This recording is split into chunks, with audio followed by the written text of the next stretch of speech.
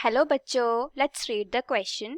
The question says, in which of the following case or cases is R the order of indicated properties correctly shown? इस question में हमें 4 cases दिए गए हैं. हमें बताना है कि जो रिस्पेक्टिव प्रॉपर्टीज है उसके लिए जो ऑर्डर लगाया गया है क्या वो करेक्ट है या नहीं है. जैसे फर्स्ट केस में डाइपोल मोमेंट का ऑर्डर लगाया है, सेकेंड केस में बॉइलिंग पॉइंट, थर्ड केस में सॉल्युबिलिटी एंड ऑप्शन डी में हमारे पास डाइपोल मोमेंट का ऑर्डर लगाया है. हमने ये बताना है इस क्वेश्चन में क्या जो ऑर्डर्स लगाए गए हैं कंपाउंड्स के लिए क्या वो करेक्ट है या नहीं है. और हमारा आंसर कौन सा हो जाएगा जो कि करेक्ट ऑप्शंस है. Let's start. हम बात करें की कंसेप्ट की, तो इस क्वेश्चन में जो हमारे की कंसेप्ट्स यूज हो रहे हैं वो कौन कौन से हैं. अगर हम की कंसेप्ट्स की बात करें तो इसमें हमारे पास 4 की कंसेप्ट्स यूज हो रहे हैं. फर्स्ट कौन सा है, डाइपोल मोमेंट का. Dipole moment. Second concept is boiling point.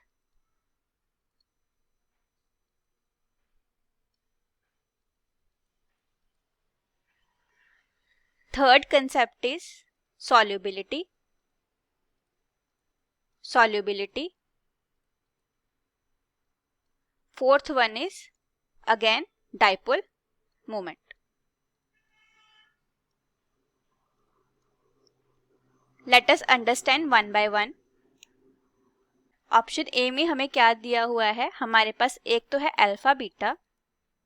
Alpha beta unsaturated carbonyl compound, unsaturated carbonyl compound.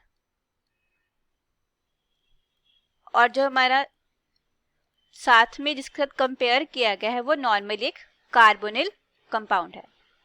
Carbonyl compound. अगर हम डाइपोल मोमेंट की बात करें तो डाइपोल मोमेंट का जो हमारे पास फॉर्मूला होता है वो क्या होता है. डाइपोल मोमेंट की बात करें तो वो किसके बराबर होता है हमारे पास, distance multiply charge. Distance multiply charge. तो डाइपोल मोमेंट जो है हमारा 2 फैक्टर्स के ऊपर डिपेंड करता है. Dipole moment increases with increase in charge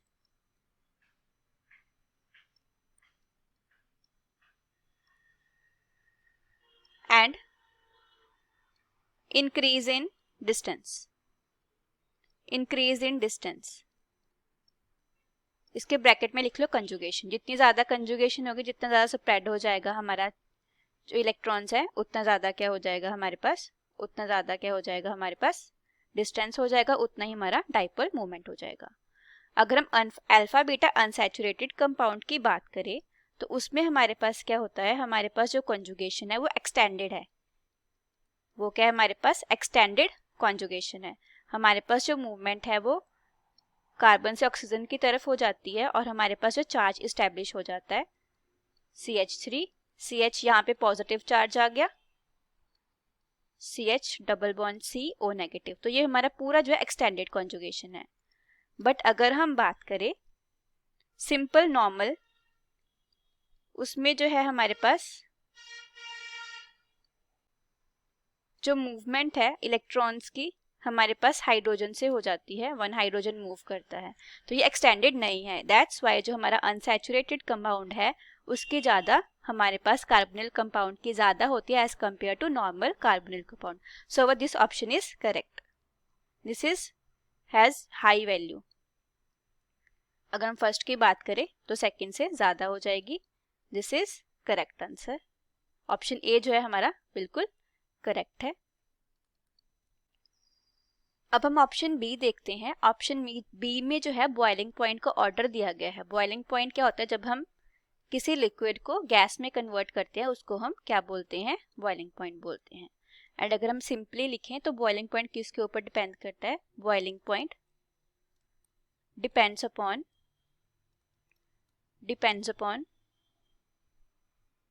intermolecular interactions. जो भी मॉलिक्यूल्स के अंदर जो इंटरेक्शंस होती हैं उसके ऊपर डिपेंड करता है, इंटरमॉलिक्यूलर इंटरेक्शंस। एंड सबसे इंपॉर्टेंट हमारी कौन सी इंटरेक्शन होती है, नॉर्मली बात करें, दैट इज हाइड्रोजन बॉन्डिंग। हम किसकी बात कर रहे हैं यहाँ पे, हाइड्रोजन बॉन्डिंग की बात कर रहे हैं।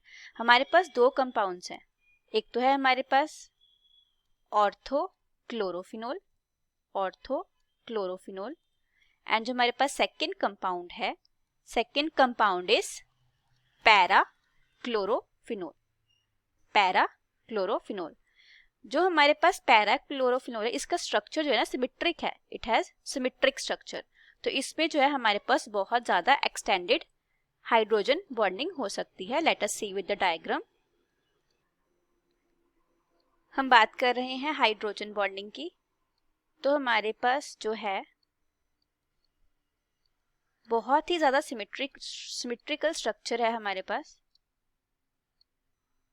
जिस वजह से कॉन्जुगेशन जो है एक्सटेंडेड है, बहुत सारे मॉलिक्यूल्स में एक्सटेंडेड है। इस वजह से इस कंपाउंड को गैसियस फॉर्म में लाने के लिए हमें बहुत ज्यादा हाई अमाउंट ऑफ एनर्जी चाहिए होती है, that's why high boiling point. But अगर हम बात करें क्लोरोफिनोल में, उसमें इतनी ज्यादा एक्सटेंडेड हाइड्रोजन बॉन्डिंग नहीं होती है। मोर ओवर जो हमारे पास ऑर्थो कंपाउंड है, ortho chlorophenol has intramolecular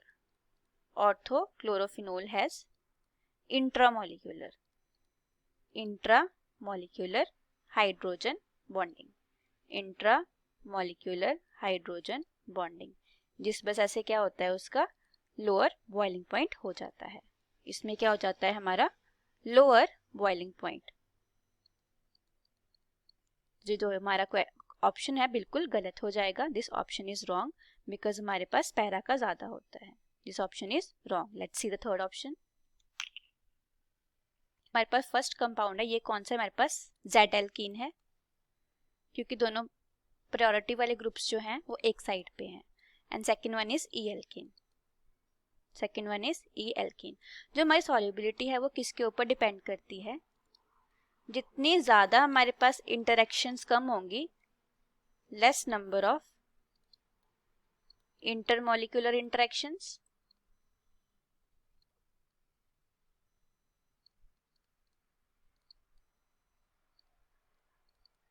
more is the solubility. उतनी ज्यादा क्या हो जाएगी, सॉल्युबिलिटी हो जाएगी। More is the solubility.